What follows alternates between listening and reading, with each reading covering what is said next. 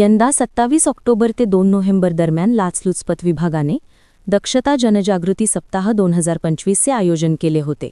परंतु सप्ताहापुरतीच जागृती असते, मात्र चिरीमिरीची सवय काही सुटत नाही असा अनुभव येतो. गेल्या 10 महिन्यात महसूल, शिक्षण आणि पोलीस या विभागातील अधिकारी आणि कर्मचारी लाच घेताना आढळले.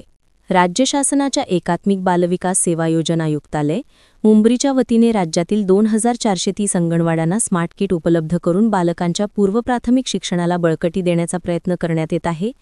या अंतर्गत ऑक्टोबर 2024 मध्ये निविदा करून शासनाने खासगी पुरवठादाराला निविदा मंजुरी देत कामाचे आदेश दिले होते. यानुसार नंदुरबार जिल्ह्यातील 100 अंगणवाड्यांना स्मार्ट करण्यासाठी किट वाटप करण्याचे कामकाज सुरू असल्याची माहिती दिली आहे. जमीन महसूल वसुली सर्वेक्षणाकरिता 11 कर्मचाऱ्यांचे पथक नियुक्त या ठिकाणी सर्वेक्षण करतील. तसेच मंडळ अधिकारी बळीराम चाटे, ग्राम महसूल अधिकारी अंकुश ठाकरी, ग्राम महसूल अधिकारी हरेश कोकणी, कोतवाल मंगलदास पाडवी यांचे पथक हे विमल प्लाझापासून कोरिट रोड ते करण चौफुली, कटारिया मॉलपर्यंत व महाराणा प्रताप पुतळा ते व्हाया छत्रपती शिवाजी नाट्यगृह ते धुळे चौफुली आणि शिल्लक क्षेत्र या ठिकाणी सर्वेक्षण करेल. तपासणी करताना जागेचा सर्वे नंबर, एकूण क्षेत्र, वापरात बदल असलेले क्षेत्र, वापरात बदल किती वर्षापासून आहे याबाबत जागा मालकांचा जबाब यांचा योग्य संदर्भ घेण्यात येईल. पथक प्रमुख यांनी तयार केलेल्या तक्त्यात माहिती संकलित करून एकत्रित अहवाल दिनांक 17 नोव्हेंबर 2025 पर्यंत नंदुरबार तहसील कार्यालयात सादर करण्याचे सूचित केले आहे. सदर अहवाल सादर करण्यास दिरंगाई झाल्यास संबंधित मंडळ अधिकारी व ग्राम महसूल अधिकारी यांच्यावर शिस्तभंगात्मक कारवाईचा प्रस्ताव जिल्हाधिकारी यांच्याकडे सादर करण्याचा इशारा नंदुरबार तहसीलदाराने आदेशातून दिला आहे. नंदुरबार जिल्ह्यात अवैध खनिज उत्खनन करणाऱ्यांविरोधात ठोस कारवाई करून पर्यावरणाचा समतोल राखण्यासाठी प्रयत्न करावा अशा सूचना जिल्हाधिकारी डॉ. मिताली सेठी यांनी जिल्हास्तरीय आढावा बैठकीत बोलताना दिल्या. नंदुरबार जिल्हाधिकारी कार्यालयात महाखनिज प्रणाली संदर्भात जिल्हास्तरीय बैठक व प्रशिक्षण सत्राचे आयोजन करण्यात आले. नंदुरबार येथील बसस्थानकातून चोरट्यांनी युवकाच्या खिशातून रोख रक्कम मोबाईल चोरी केल्याची घटना घडली. नंदुरबार शहर पोलिसांत चोरीचा गुन्हा दाखल करण्यात आला आहे. नंदुरबार शहर व परिसरात पहाटे व सकाळी धुक्याची चादर पसरल्याचे चित्र दिसून येत आहे. सकाळी 7:30 ते 8 वाजेपर्यंत वाहनांना हेडलाईट लावूनच चालवावे लागत आहे. गेल्या 2 दिवसांपासून धुक्याचे प्रमाण जास्त असते. सायंकाळी देखील काही प्रमाणात धुके राहत आहे. थंडीचे प्रमाण वाढेल तसे धुकेही वाढणार असे बोलले जात आहे. गावठाण जाहीर करण्याची प्रक्रिया गतिमान करावी अशा सूचना देऊन ई-चावडी अंतर्गत प्रलंबित प्रस्तावांची पूर्तता लवकरात लवकर करण्यात येणार असल्याचे जिल्हास्तरीय महसूल आढावा बैठकीत ठरविण्यात आले. जिल्हाधिकारी तथा जिल्हा दंडाधिकारी डॉ. मिताली सेठी यांच्या अध्यक्षतेखाली जिल्हाधिकारी कार्यालयात महसूल विभागाची आढावा बैठक घेण्यात आली. मटार सध्या चांगलीच भाव खातेय. सध्या आवक कमी असल्याने 200 रुपये किलो दराने विक्री होत आहे. यंदा अतिवृष्टी आणि अवकाळी पावसामुळे मटार पिकाचे यंदा मोठ्या प्रमाणावर नुकसान झाले आहे. त्यामुळे यंदा मटारची आवक अगदीच कमी होत असल्याने भाव वाढलेले आहेत. आणखी 15 दिवस ही स्थिती राहणार असल्याचे विक्रेत्यांनी सांगितले. नंदुरबारच्या बाजारात नाशिक व धुळे जिल्ह्यातून मटारची आवक होते. नंदुरबार तालुक्यातील टोकर तलाव येथील कस्तुरबा गांधी बालिका विद्यालयाची माजी विद्यार्थिनी सायली गांगुडे यांची महाराष्ट्र लोकसेवा आयोगाच्या परीक्षेतून सहाय्यक राज्यकर आयुक्त म्हणून निवड झाली आहे. केंद्रीय उच्चस्तरीय पथकाने नंदुरबार जिल्ह्यातील आरोग्य संस्थांची पाहणी केली असून आरोग्य विभागात सुरू असलेल्या कामांचा गौरव केला आहे.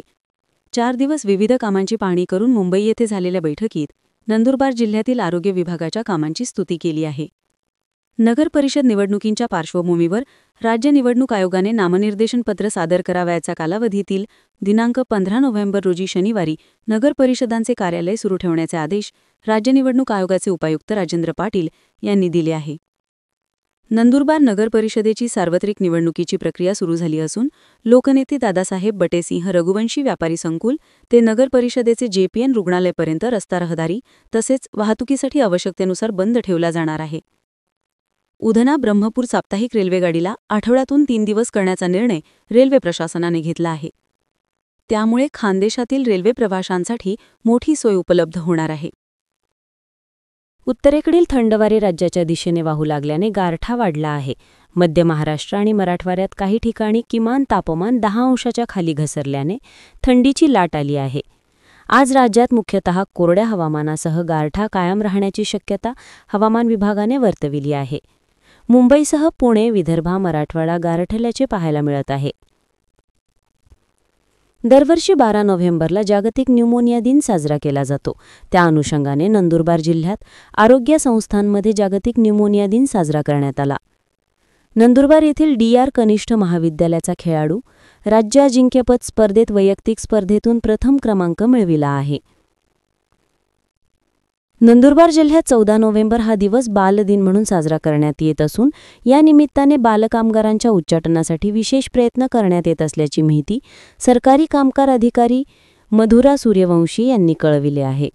जिल्हाधिकारी डॉ. मिताली सेठी, नाशिक विभागाचे कामगार उप-आयुक्त विकास माळी आणि जळगावचे सहाय्यक कामगार आयुक्त डॉ. राजू गुल्हाणे यांच्या मार्गदर्शनाखाली बालकामगार उच्चाटनासाठी कडक पावले उचलण्याचे कार्य करण्यात येत असून जिल्हा प्रशासनाच्या वतीने जिल्ह्यातील सर्व नागरिक दुकाने, आस्थापना, हॉटेल्स, वीट भट्ट्या, खडी क्रशर, चहा टपऱ्या इत्यादी ठिकाणी 14 वर्षांखालील बालकांना आणि 14 ते 18 वयोगटातील किशोरवयीन कामगारांना धोकादायक उद्योगांमध्ये कामावर न ठेवण्याचे विशेष आवाहन करण्यात येत आहे. नंदुरबार येथील नॅशनल गर्ल्स हायस्कूलमध्ये राष्ट्रीय शिक्षण दिन साजरा करण्यात आला. रंग, वास, चव आणि ज्यात निर्माण होत नाही अशा नैसर्गिक वायूंना वापरण्यात येणारी विज्ञानातली संज्ञा सध्या नंदुरबार नगर परिषद निवडणुकीच्या एकूणच वातावरणाला लागू पडत आहे. सत्तेच्या प्रबळ दावेदार असणाऱ्या मंडळींमध्येच युतीची जी चर्चा समोर येत आहे त्यातून आगामी काळात होणाऱ्या नंदुरबार नगर परिषदेच्या निवडणुकीस रंगहीन, गंधहीन आणि चवहीन ही व्याख्या लागू पडत आहे. शिवसेनेतील चंदू भैया आणि शिरीषदादा, त्यांना सोबत म्हणून विक्रांत बाबा आणि आता भाजपमधील डॉ. गावित साहेब, डॉ. हिनाताई आणि विजय भाऊ या साऱ्यांची युती झाल्याची चर्चा सध्या जोरात सुरू आहे आणि त्यातून नगर परिषद निवडणूक निरस झाल्याची चर्चा रंगत आहे.